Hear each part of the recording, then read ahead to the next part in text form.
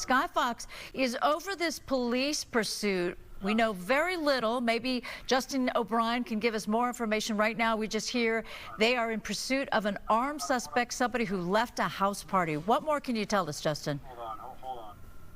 Keep talking. Okay, so right now we're not in communication with Justin O'Brien as yet, but as you see there, when you look at the smart navigation, you get a sense for where we are in the Reseda area. That is Balboa Boulevard near Cavello Street. They're calling that Lake Balboa, so if you know where the park is, then you know where this pursuit. Oh my goodness, and this driver wants to get away and sped up quite quickly, going past a lot of traffic as it heads up Balboa Boulevard. Justin O'Brien, now we have you. You can tell us a little bit more about what police are up to? Yes, g'day Susan. This pursuit started about 10 minutes ago. It was on the east side of the 405 freeway around Van Nuys area. There was a report of a shooting on that area, a person shot in the chest. Unsure whether this is connected, but you are correct. I heard you talking about an armed suspect. Police were pursuing this gentleman as he sped through these intersections here, running several red lights. He was also throwing things outside the car as he went along. They've actually believed that he may have thrown that weapon outside the vehicle, but he's been reaching speeds of up to 100 miles per hour here on these normal suburban streets where the speed limit is 45 miles per hour. Currently have 4 LAPD units in pursuit here, as well as the airship, which I believe now has gone into tracking mode because of the speeds. This gentleman is actually doing loops around this area. This is the second time he's taken this street here in Havenhurst. So a deadly situation for the LAPD officers in pursuit here. They believe this person was armed, still could be armed, so they're taking all precautions they can, Susan. Right, so that he took a very sharp left turn there. Havenhurst and Roscoe is not far away from the airport, which also can complicate situations for you, Justin. Is that where you launch from, is near Havenhurst and Roscoe? Yeah, that's correct. Susan, we launched from Van Nuys Airport. Fortunately for us, this pursuit was happening very, very close. As soon as we got up in the air, we could actually see the airship lights above the pursuit. We were able to track it down very quickly. But this person certainly sticking to the valley, not showing any choice that he may enter onto a freeway. Currently have West Valley LAPD officers in pursuit. But as I said before, he believed to be an armed suspect, so they're not taking any chances. They've got 4 units there behind, and no doubt if he continues to keep circling in this same area, they'll start to make some tactics, no doubt, to try and possibly use a spike strip or something to try and bring this pursuit to an end before anybody gets hurt. Green light there, heading north, I believe, up Woodley Avenue here, still in the North Hills area. Towards the 118 freeway, Susan. Yes, so meantime, I thought you said they were in tracking mode. Is that the helicopter you're talking about that is in tracking mode? Because it seems as if the patrol car, the black and white, is fairly close by. Yes, there was a talk that they were going to go into tracking mode because of the speed that this vehicle was travelling at, but it may be a case that they fear that this person is such a threat that they are going to continue to pursuing him. Unclear what the original want was for, why they were chasing this person, or why they did believe he had a gun. But as I said, he was throwing stuff outside the vehicle, and they believe they actually sent a crew or a unit. They're referring to what they refer to as an item. You'll often hear on the scanner that LAPD officers say, hey, we believe the item was thrown out. And that's code, meaning a possible weapon was thrown out onto the ground. They do believe he lives here in this area off Lindley. We're actually on Colgate or Collet at this stage, but we do believe he lives in the valley, and he keeps continuing to circle this area. The idea possibly he actually may be trying to head home, Susan. Right, well that is the common trope that we often talk about, how oftentimes a pursued suspect will just go back to an area that they're familiar with, that they feel comfortable driving around. And this house party wasn't the house party supposedly in Van Nuys, so not very far from where we are right now. We picked up the chase closer to Reseda. We've watched as this car has gone from Reseda into Lake Balboa and then North Hills and Van Nuys. Okay, that was a pretty close call there, making that sharp left turn onto Plummer Street, and another car was coming in the opposite direction, and it looked as if, you know, he could have hit that car, or the car could have hit him. But meantime, this car is going right now not at too high of a speed, but we've definitely seen this car go from what would be a acceptable speed all the way up to 80 miles per hour, 100 miles per hour as we watch the car now. And it, you know, it's interesting because the windows are now closed, but you were saying that the police and you, did you witness items being thrown out of the car? Yeah, Susan, police were saying that the person was throwing items out the vehicle, and they gave an intersection, which I can't remember off the top of my head, but they did say, hey, we believe that's where the article is, article referring to a weapon, but they are still treating this as if this person is armed. He's still reaching speeds here. This is obviously 45 mile per hour streets, making his way north still towards the 118 freeway. Luckily, slow traffic here, or no traffic out tonight, so very few people possibly impacted. But here he is making a turn to down onto Devonshire.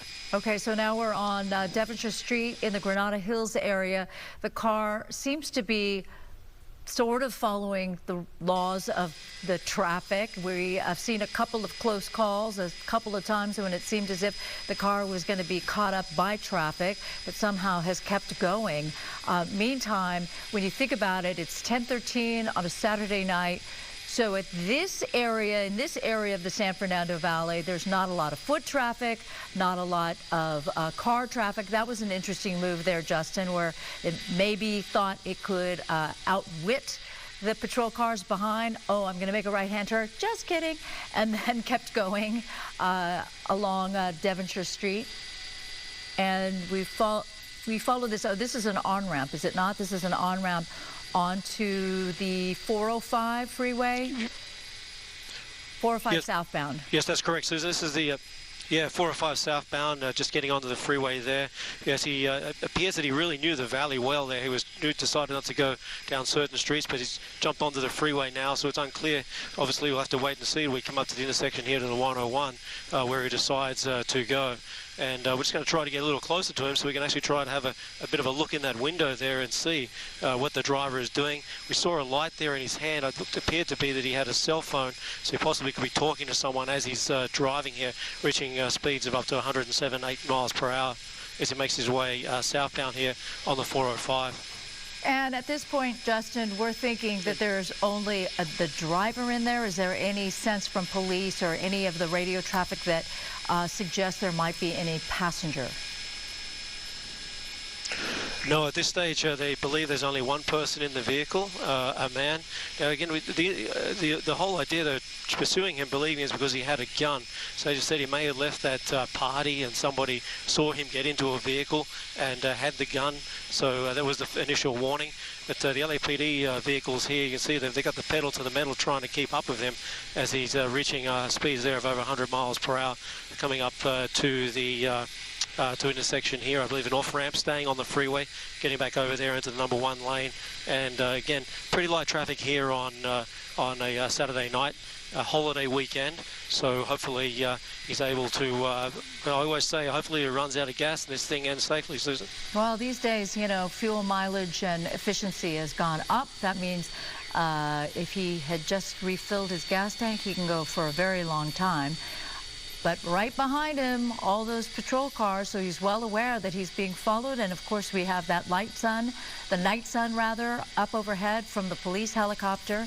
And that's the light that pretty much you're using, right? Skyfox uses or takes advantage of the fact that the night sun is overhead with the police helicopter. I like the fact that you're trying to zoom in there, trying to find out if what that driver is up to. We talked too a lot about like the anxiety or, you know, the way a driver that's being pursued might be reacting physically to this kind of stress and how it can be very tiresome, obviously, but that's why the pursuing officers, those in the patrol cars, they will after a while figure out how to like peel off so that somebody else takes the lead, or they replace the patrol officers so that the person that, or the patrol car that's following this guy will be fresh and will have the ability to have great reaction to any kind of stressor, any kind of situations that change. It looked as if he wanted to get off the freeway, but he still remains on the freeway. He's just going by. Oh no, he did get off the freeway. And yeah, it's actually exited here. Susan's off to the... Yes, that's correct. He's exited off Victory Boulevard here, heading back into the Van Nuys area. They said it appears that he does know the valley very well there. Getting off the freeway, there was talk that actually LAPD was going to actually hand this off to the CHP if he did stay on the freeway. We're back here into suburban streets. The driver there, again, reaching 50, 60 miles per hour. Certainly dangerous for any pedestrians who may be out on the road here as he makes his way on a northbound turn back towards North Hills through to the deeper part of Van Nuys. Susan? Sure.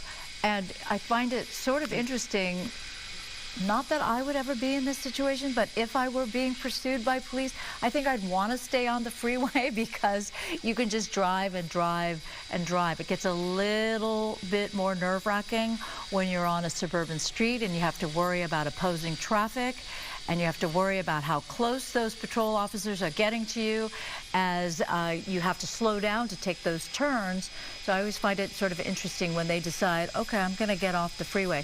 So now on Van Owen Street and Woodley, that's a fairly well-known intersection, but going up to 85 miles per hour in an area where you typically are not going that fast, and that car just blew past another car that was driving on this street.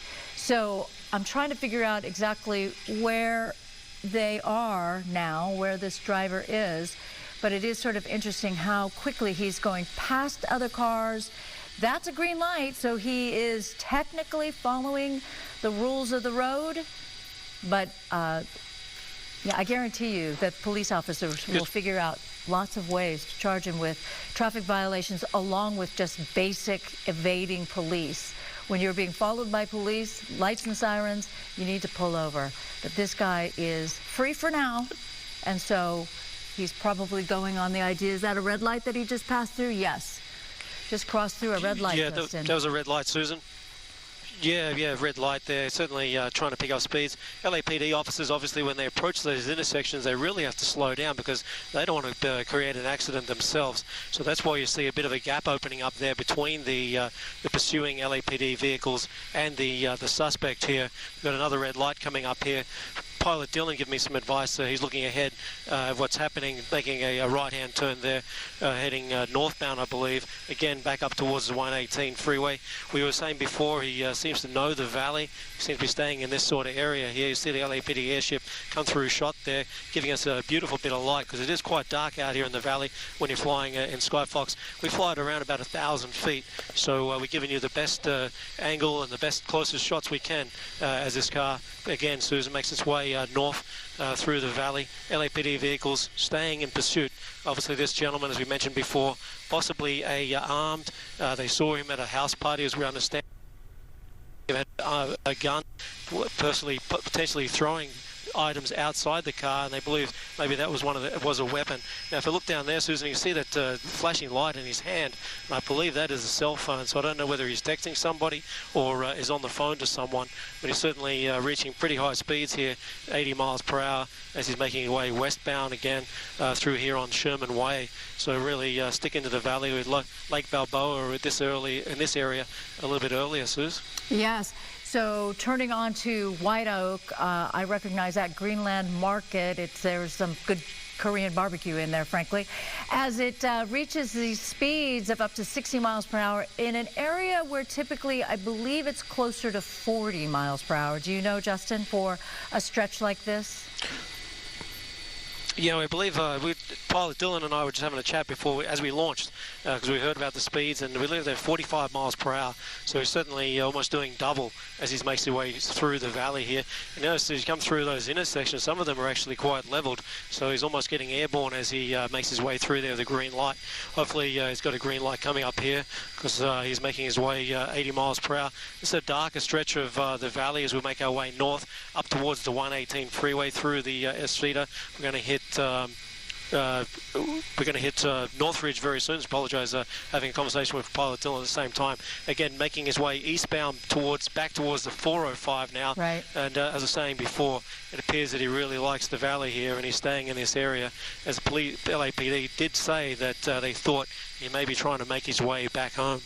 Okay, and if you're just joining us now at 10:22 on a Saturday evening, we've been watching this silver or gray sedan. The original want is just the idea that this person, the driver, is believed to be armed. Justin was saying that there was a report of a shooting at a house party earlier that may or may not be connected, but at this time, police are not taking any chances, and so they are pursuing this driver and pursuing the driver with the idea that the driver could be armed, although there have been reports that at one point at the beginning of the pursuit, the driver had tossed items out of the window, and that's believed to be perhaps the weapon. So other officers have been sent to the general location of where it was witnessed that he threw items out of the car, and then they'll look for that as possible evidence in this case as we watch this car now traveling on Satakoy in the Lake Balboa area. And this is an area that he's traveled before. We've already seen him in the Lake Balboa area, Reseda area, Van Nuys, and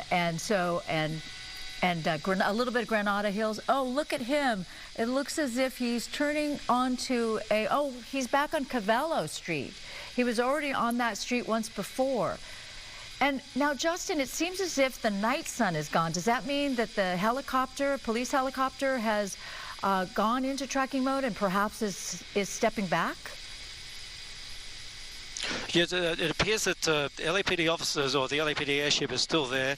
It's telling officers on the ground his location. They do have the night sun out, but they're not actually putting the night sun on him. It's almost like as if they're luring him into thinking that they're not following him any longer. You just saw the beam of light pass through the shot then as this guy continues to turn around in the valley. I can be assured that LAPD vehicles are still behind him there. They're a couple of blocks back, so probably not in his revision mirror, but they're certainly going to be there within a minute if this gentleman decides to pull over and do a runner. But as I come back to he seems to be like, as we've seen in many of these pursuits, Susan, an area they know, they stay, and often with the indication that they're probably going to end up back at their house. Yeah, there is evidence just in the time that we've been following the pursuit, and right now we're having a little bit of transmission issues, but we have already seen him on a lot of these streets already, and certainly in the Lake Balboa area. So it does appear to be a situation where this driver is familiar with this area, and as we say, the pursued suspect oftentimes prefer to gravitate towards areas that they might recognize. So he's back on Cavallo Street. He's been on Cavallo Street and Lasagne, so that same basic intersection at least 3 times now, Justin. And he's not driving as aggressively as he was earlier. Looks like he's going to get out of here, Susan. Okay, so it's too bad we don't have the night sun, but he's stopped now. He's out of the car. He's running and holding his pants. But now the night sun is on and on him, spotlighting him as he's trying to get somewhere. He's on an alley now, and where's he going, Justin? Do you have a broader view? Yeah, that's right. He appears to be running towards a business here. That's a service station, I believe, or some type of business, a smoke shop. I'll just have to ask Pilot Dylan if he can swing us around, or it appears to be there's a smoke some type of workshop. Right. I'm going to tell you the way he was running there. He's not a marathon runner. I can tell you that, Susan, the way he was making his way there. He might actually know the people here in this shop. That's why he's made his way there. We're going to try to make our way around to the back of the store, because that appears to where he entered or where he's hiding. Well, he was And we're pretty hearing that LAPD is just recognizable. arriving on scene. Yeah, I think he would be pretty Yes. recognizable. It won't be long before police find him unless he can really hide very well. Is that a bar of some kind next to the smoke shop? Yeah, that's correct. Yeah, this is a bar, and just the way that the people are reacting there, it may have actually been on call. I believe he ran into here. To be that door there, unless if that door is unlocked, that's where he ran. He ran into that corner, so unclear whether he went into the bar. But you could just see the way that people stood outside as he ran towards them, which maybe indicate that he actually may have known the people or told them that he was coming. We'll just try to push into the bar a little bit there and see if he's inside. Well, that is.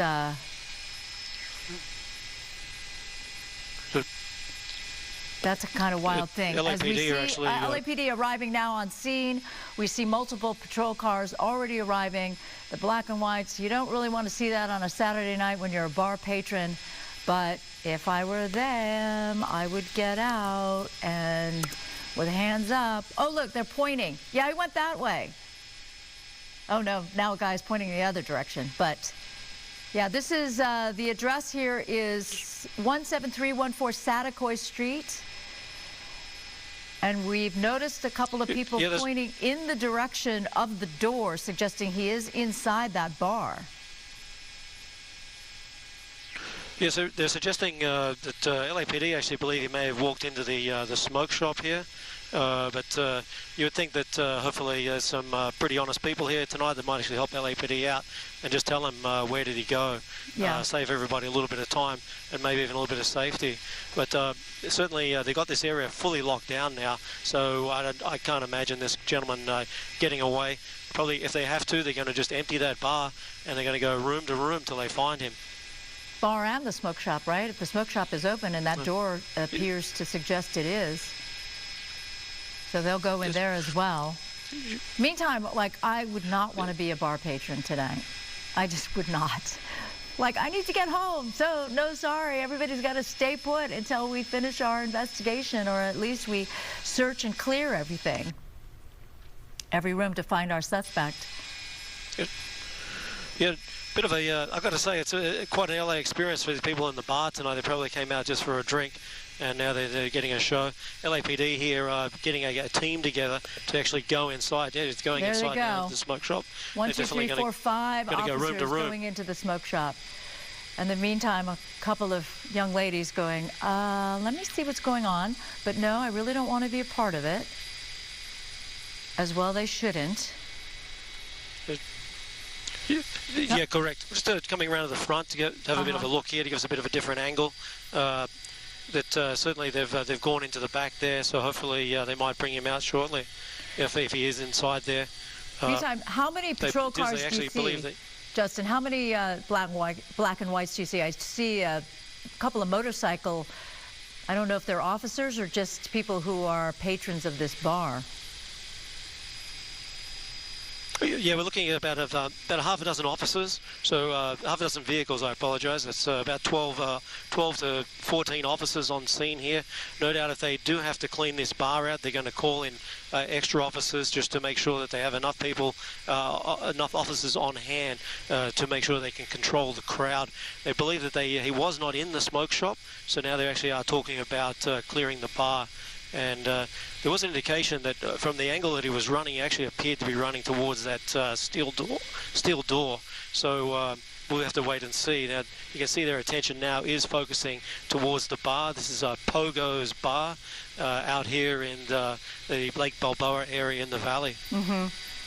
So meantime, those motorcycles, the riders were just civilians. They were not police officers.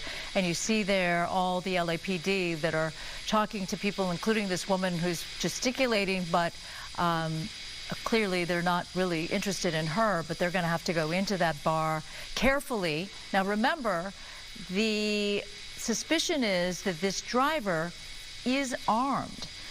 So they're going to approach this very carefully, as they do every time, but in particular because they have a sense that this driver may still have a weapon.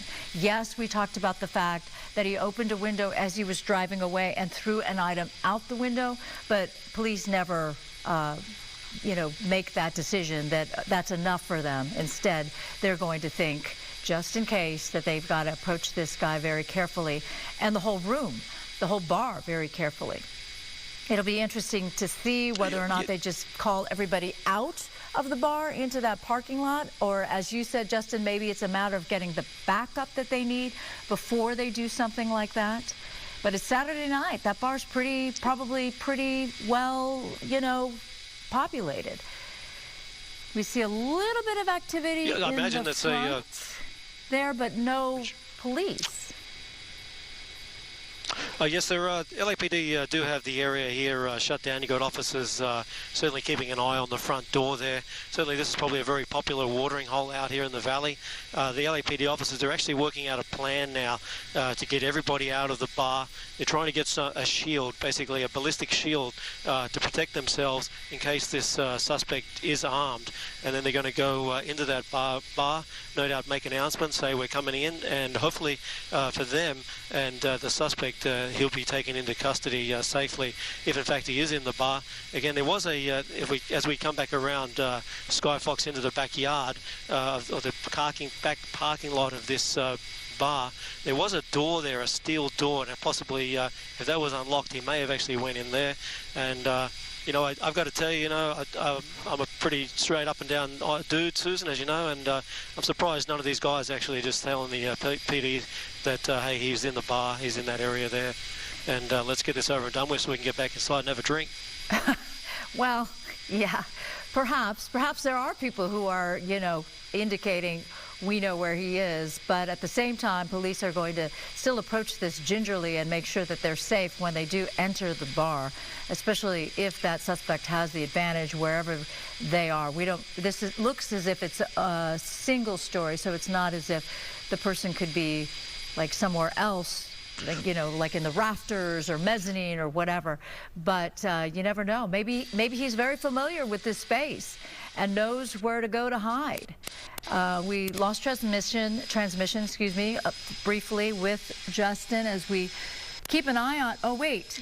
Yep, Susan, if you can hear me. Yeah, Susan, we got him. He's coming out the door now. Yep, I just saw a little peek of what I thought was the suspect. Was he there in the door? There, yeah. Yep. There's the suspect, and he's already cuffed, and he's coming out now.